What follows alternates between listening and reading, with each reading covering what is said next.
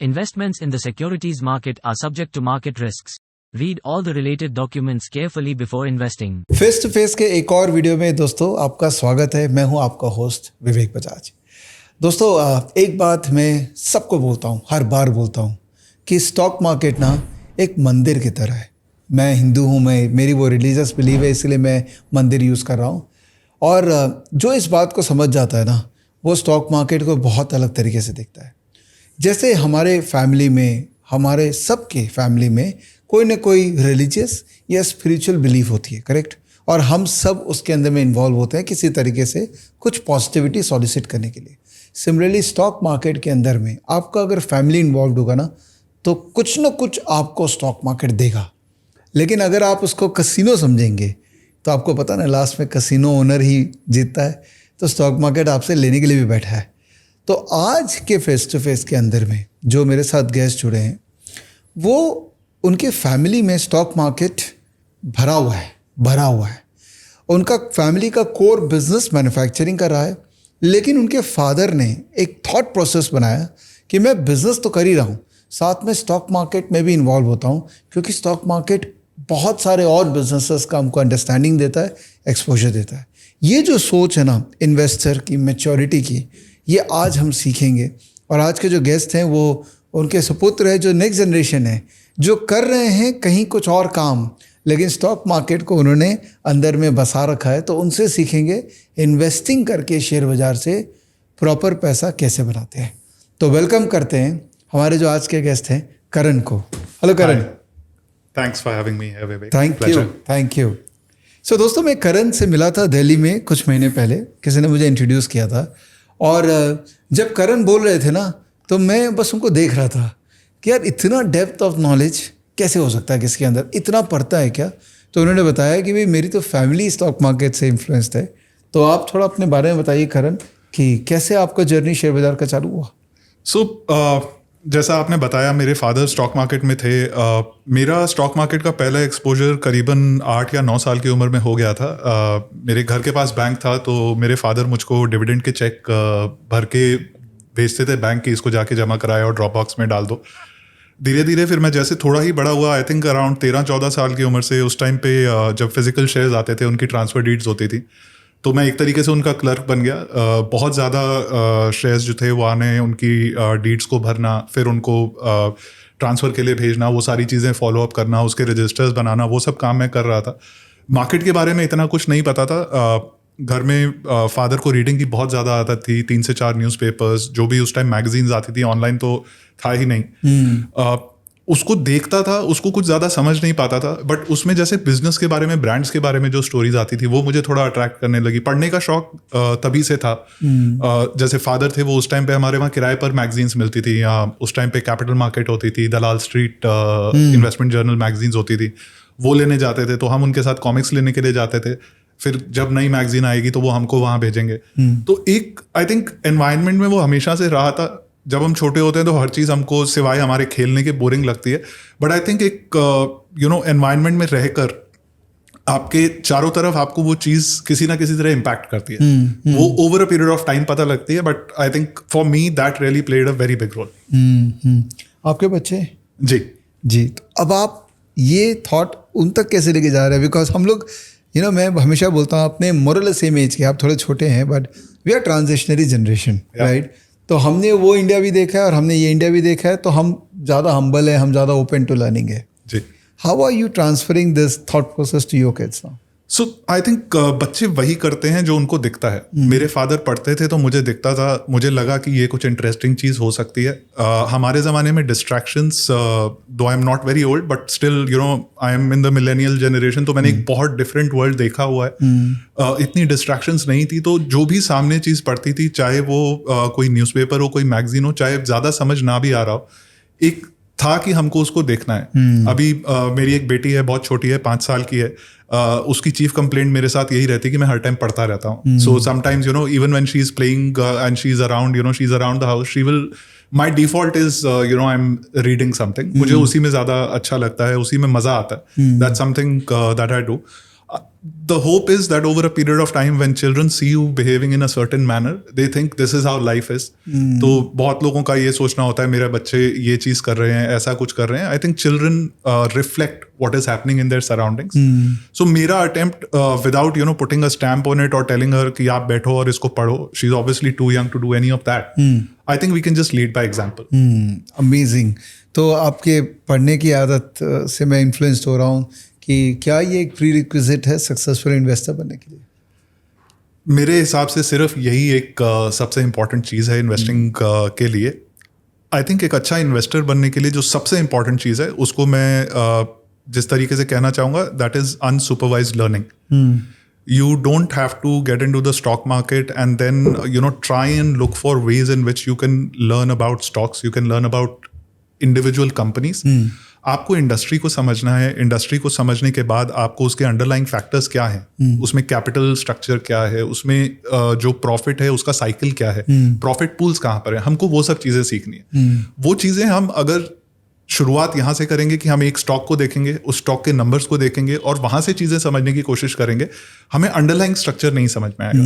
तो लर्निंग के लिए I think stock related news, stock related analysis से हटकर आपको एक अनस्ट्रक्चर्ड अनसुपरवाइज्ड लर्निंग करनी पड़ेगी. उससे आपको एक दिमाग में ब्लूप्रिंट बन जाएगा कि कोई इंडस्ट्री कैसे चलती है. आई थिंक वहाँ से फिर आपको नीचे जाना चाहिए कि अब मेरे को कौन सा स्टॉक पसंद आ रहा है, इसकी वैल्यूएशन क्या है, what is the structure that is being created in my mind. दोस्तों मैं आपको एक गारंटी देता हूँ कि करण के साथ पूरा इंटरेक्शन में ना आपको फ्रेमवर्क्स बहुत मिलेंगे. बिकॉज इनके साथ बात करके जब बात किया इन्होंने नए फ्रेमवर्क इंट्रोड्यूस किया जो मैंने अडॉप्ट भी किया है. तो आज एक बहुत अच्छा कॉन्सेप्ट इन्होंने दिया, unstructured unsupervised learning. That's such a beautiful concept. तो अब आज की दुनिया में Karan we have so much content around that पढ़ना चाहें या वीडियो देखना चाहें तो बहुत सारे. ये भी एक एक्सरसाइज है, वीडियो लोग देखते हैं. तो हाउ डू यू आइडेंटिफाई कि ये सही लर्निंग है? बिकॉज आप इतना पढ़ेंगे तो समय तो लिमिटेड ही है. तो हाउ डू जज दैट?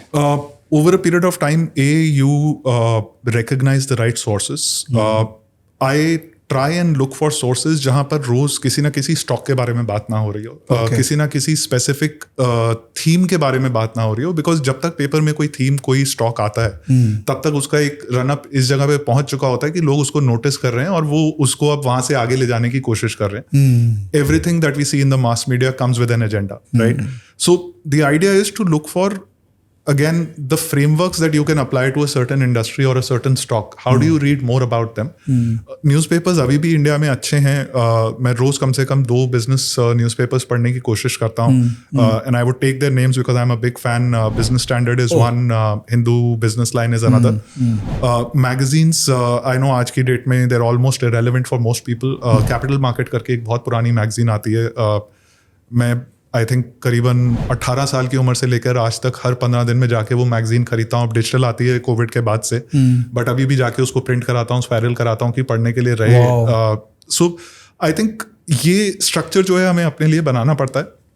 नॉइज को ख़त्म करने के लिए राइट सोर्सेज चुनने ज़रूरी हैं. उन सोर्सेज को मेथोडिकली फॉलो करना ज़रूरी है और वो इसलिए नहीं करना है कि मुझको ये पढ़ना ही है. I read out of pleasure. Whatever thesis I may form और may not form for it, I am not doing it for that. मैं पढ़ इसलिए नहीं रहा हूँ कि मुझे कोई स्टॉक खरीदना है जिसको मैंने उस न्यूज़पेपर में पढ़ा, बट मुझे उसको इसलिए पढ़ना है कि मुझे वो पढ़ने से I am able to make sense of the world around me. I think that is the agenda rather than saying आज पेपर खोल के देखेंगे, कोई न्यूज़ आई होगी, फिर जाके स्टॉक का प्राइस देखेंगे, फिर उसमें थोड़े से पैसे डालेंगे. I just don't know how to do that. सही है. और जब हम किसी सेक्टर की एनालिसिस करने की बात करते हैं, पूरा वैल्यू चेन समझने की बात करते हैं, तो उसके लिए तो बहुत स्ट्रक्चर, नॉलेज, लिटरेचर चाहिए. उसका एक्सेस कैसे मिले? देखिए, अगर आप किसी स्पेसिफिक सेक्टर के बारे में, किसी स्पेसिफिक इंडस्ट्री के बारे में बार बार पढ़ेंगे, अलग अलग सोर्सेज से पढ़ेंगे, और वो सोर्सेज इस बारे में नहीं होने चाहिए कि फलाना सेक्टर बढ़ रहा है और इसमें ये कंपनी ये सब चीज़ें कर रही है. बराबर है. सो जैसे मैंने बताया, business standard and Hindu business line, they have a lot of industry stories, right? So for example, मेरा एग्रोकेमिकल्स कमोडिटीज़ में बहुत रुझान है पिछले बहुत सालों से. सो रोज़ हिंदू बिजनेस लाइन में एक पेज 11-12 पर एग्री और बिजनेस कमोडिटीज़ पे हमेशा वो रहता है.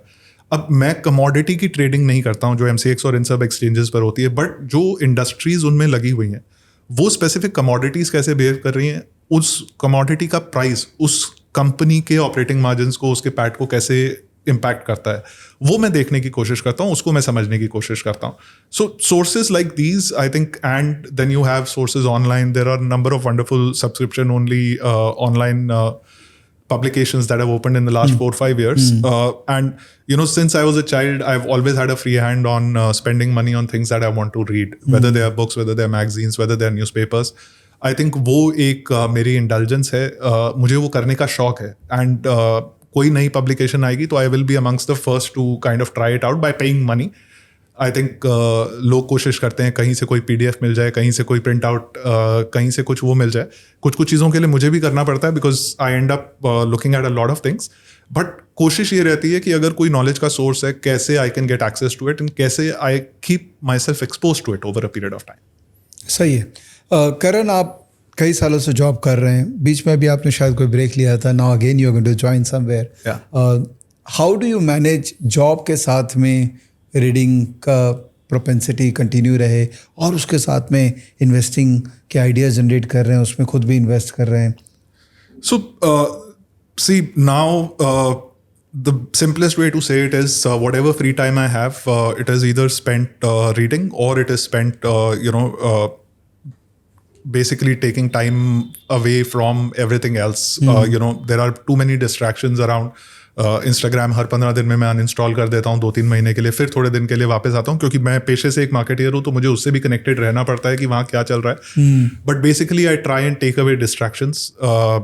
टीवी हम लोगों के घर में है, बट शायद हफ्ते में, apart from my kid watching it during meal time, शायद 20 या 25 मिनट चलता होगा पूरे हफ्ते में. फाइनेंशियल न्यूज़ मैं बिल्कुल नहीं देखने की कोशिश करता हूँ. कभी देखता हूँ तो एंटरटेनमेंट के हिसाब से, रादर देन उसके हिसाब कि इससे कुछ सीखना है और इससे कुछ लेना है.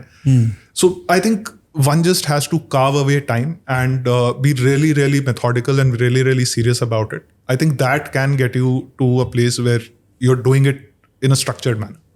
तो आपने कुछ ऐसा टाइम टेबल बना रखा है कि ये टाइम जो है मैं सिर्फ रीडिंग के लिए रखूँगा? देखिए, जो डेली रूटीन होता है, I am an early riser, तो सुबह 6 से लेके 8-8:30 बजे तक मैं टिपिकली कोशिश करता हूँ कि मैं as soon as I have woken up, after that I will pick up something and then I will read. And it can be something online, it can be a couple of newspapers. Before I'm starting to work, 20 minutes before that, I'll pick up the 2 newspapers that I talked about, go through them end to end. कुछ समझ में आया, अच्छा लोगों के साथ share करने का मन किया, वो करने की कोशिश करता हूँ, so that people also get something fresh.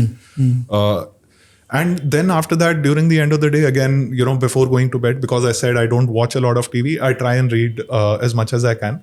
कोशिश ये रहती है कि वीकडेज पर करीबन 2 से 3 घंटे मैं निकाल पाऊँ, और वीकेंड्स पे मैं फिर काफ़ी ज़्यादा टाइम स्पेंड कर पाता हूँ रीडिंग के लिए. तभी पोर्टफोलियो को देखता हूँ, तभी चीज़ों को समझने की, सर्च करने की कोशिश करता हूँ. बाकी पूरे हफ्ते कोशिश करता हूँ इन्फॉर्मेशन मेरे पास आती रहा, I can just keep assimilating it and then thesis forms over a period of time. सही है. तो वीकडे में मार्केट आवर में भाव नहीं देखते? रिसेंटली पिछले 1-2 साल से देखना थोड़ा शुरू किया है, I will be honest. But मैं ब्रोकरेज ऐप्स में नहीं देखता हूँ, कोई भी ब्रोकरेज ऐप नहीं खोलता हूँ. एक सिंपल सी गूगल शीट बना रखी है, उसमें स्टॉक्स के प्राइजेस कुछ 10-15 मिनट के डिले से आते रहते हैं. तो दिन में 1-2 बार जब ब्रेक पे हैं तो देख लिया, अगर समथिंग इज गोइंग अप और डाउन. एक्शंस में बहुत कम करता हूँ, नंबर ऑफ ट्रेड्स बहुत कम रहते हैं, और महीने में एक बार बाइंग होती है. वो पहले जब वीकली एक्सपायरी नहीं होती थी तो मंथली एक्सपायरी के दिन मार्केट टिपिकली दोपहर को थोड़ी सॉफ्ट हो जाती थी, बिकॉज सब लोगों को सौदे काटने होते थे. तो ज़्यादातर मैं कोशिश करता था कि तभी लास्ट थर्सडे को 1-1:30 बजे के आसपास अपने ट्रेड्स ले लूँ. अच्छा, कोशिश यही रहती है. Okay, good. तो इनका स्ट्रैटेजी तो समझेंगे नेक्स्ट वीडियो के अंदर में, but it is very interesting the way he has shaped his journey of becoming a serious investor. दोस्तों, ये लोग वो हैं जो काम करने के साथ साथ शेयर बाज़ार में इन्वॉल्व है, क्योंकि इनको शेयर बाज़ार में मज़ा आता है, काम नहीं समझते हो उसको. तो अगर शेयर बाज़ार को आप काम समझने लग जाएंगे ना, तो वो आपको कभी भी रिवॉर्ड नहीं करेगा. So you have to enjoy, you have to have smile, you have to have that state of bliss which people like Karan have, कि बस मज़े ले रहे हैं. तो अभी उतरिए इसमें, और कल वीडियो रिलीज़ होगा जहाँ स्ट्रैटेजीज़ कैसे करना है, स्टेप बाय स्टेप, एकदम बेबी स्टेप, एक बातें मेंशन करेंगे. ये वीडियो शायद ऐसा होगा कि आप शेयर करना चाहेंगे बहुत लोगों के साथ में जो बस घुसना चाहते हैं इस डोमेन के अंदर में. तो कल 5 बजे मिलते हैं. तब तक Karan, will see you. Sure. Thank you. Thanks, everyone.